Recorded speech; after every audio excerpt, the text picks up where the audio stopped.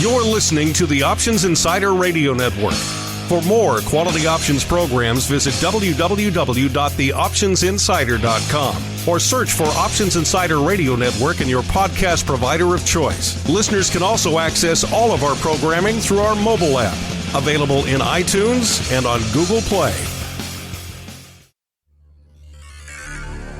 The options market can be a confusing place. Sorting through the daily avalanche of data, alerts, updates, articles, and analysis to find the most important information is an overwhelming prospect. But now you have help. Welcome to the Options News Rundown, the only program that breaks through the noise to bring you the most important news and information from the world of options. Every day we bring you the top 5 option stories curated by the options experts at theoptionsinsider.com, the premier source for free options information. The Options News Rundown is brought to you by Market Taker Mentoring, the leader in option trader education. Get trader education, daily trade ideas, and more with a free 1-week trial of Market Taker Mentoring's live Advantage group coaching class by visiting markettaker.com/insider. And now it's time to break through the noise. It's time for your Options News Rundown. Good morning. Today is Friday, August 24th, 2018. This is your Options News Rundown. I'm Dan Passarelli. Our first story today is from investing.com. It's the top 5 things to know in the market on Friday. First thing to know is Fed Chief Powell is set to deliver remarks. Markets will likely focus attention on Federal Reserve Chairman Jeremy Powell's remarks at the Jackson Hole Economic Symposium at 10 a.m. Eastern Time on Friday. Investors will follow the speech titled Monetary Policy in a Changing Economy, looking for any signs of further hints on the path of rate increases. The minutes from the latest policy meeting released on Wednesday confirm that policymakers are ready to keep raising rates at a moderate pace in light of above-trend growth. Our second thing to know today is China is prepared to fight the U.S. on trade. China's Finance Minister Leo Kuhn told Reuters on Friday that Beijing would not be swayed by U.S. strong-arm tactics on trade. China doesn't wish to engage in a trade war, but we will absolutely respond to the unreasonable measures taken by the United States, he said. The 2-day trade talks between China and the U.S. ended on Thursday with no major breakthroughs. We concluded 2 days of discussions with counterparts from China and exchanged views on how to achieve fairness, balance, and reciprocity in the economic relationship, White House spokeswoman Lindsay Walters said in a brief statement on Thursday. The talks came even as both parties moved ahead with 25% tariffs on $16 billion worth of each other's goods this week.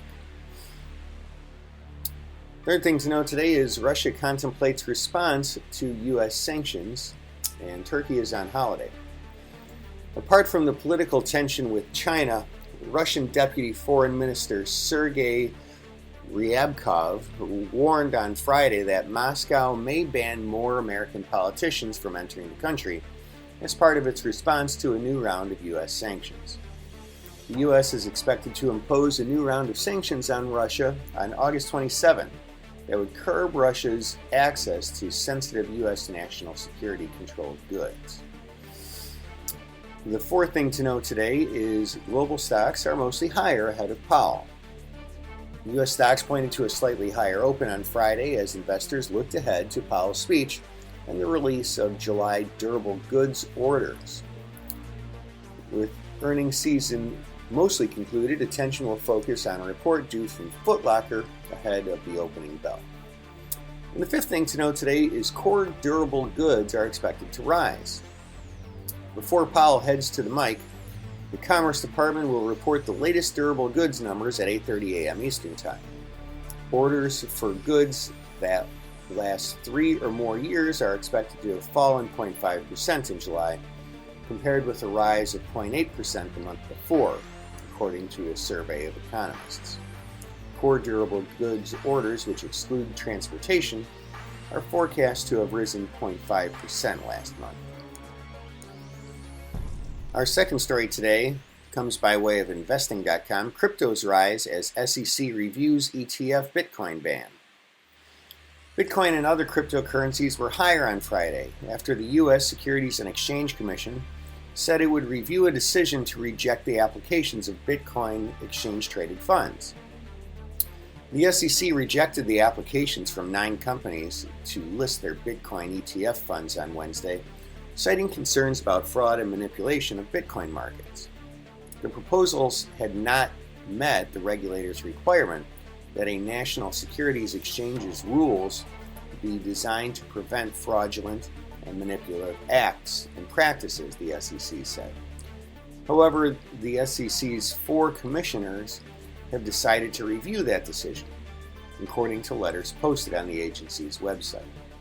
In addition, the SEC rejected a proposal by Winklevoss ETF that would have traded physical Bitcoin.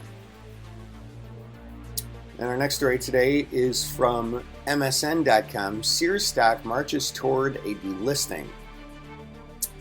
Sears announced on Thursday that it would be making yet another round of store closings as it continues its uphill battle to demonstrate a path to long-term viability.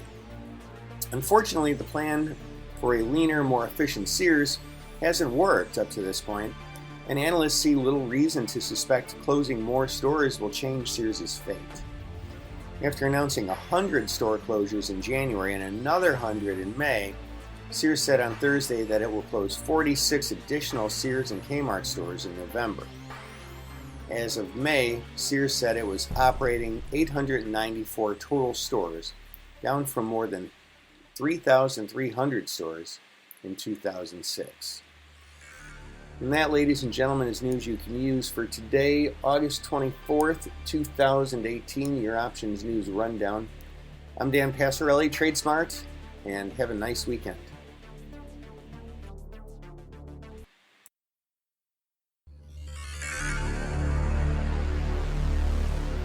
Thank you for listening to the Options News Rundown. To learn more about these stories or any other developments from the world of options, visit www.theoptionsinsider.com, the premier source for free options information. The Options News Rundown is brought to you by Market Taker Mentoring, the leader in option trader education. Get trader education, daily trade ideas, and more with a free 1-week trial of Market Taker Mentoring's live Advantage group coaching class by visiting markettaker.com/insider.